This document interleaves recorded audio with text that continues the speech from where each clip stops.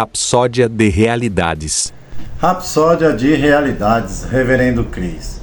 Porque a lei do Espírito da vida em Cristo Jesus me libertou da lei do pecado e da morte. Romanos capítulo 8, versos 2. A lei da vida.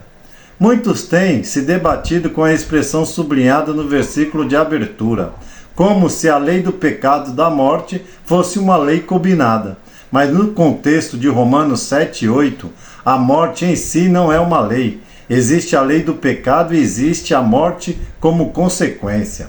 Agora, com a ajuda do Espírito Santo, fui capaz de ler corretamente. A tradução correta é: a lei do Espírito da vida em Cristo Jesus te libertou da lei do pecado e da morte. No capítulo 7, Paulo enfatiza a lei do pecado que estava em ação nele antes de Cristo. E ele também fala da morte separadamente. Quando ele chega no capítulo 8, o versículo 2, ele mostra que a lei superior, a lei do Espírito da vida em Cristo Jesus, libertou você tanto da lei do pecado quanto da morte. Você não vive mais sob os princípios deste mundo que governam aqueles que estão fora de Cristo, que estão sujeitos à morte, decadência e corrupção.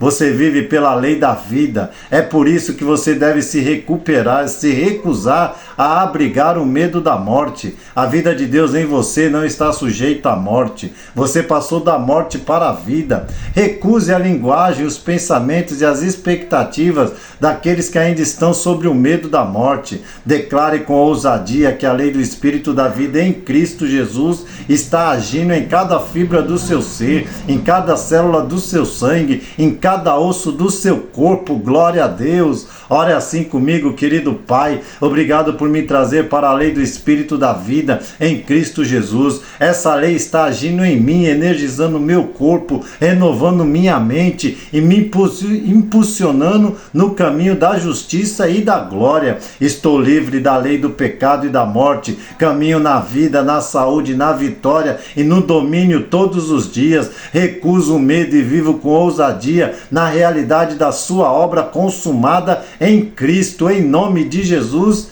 Amém. Deus seja louvado. Jesus, o caminho, a verdade e a vida. Até a próxima.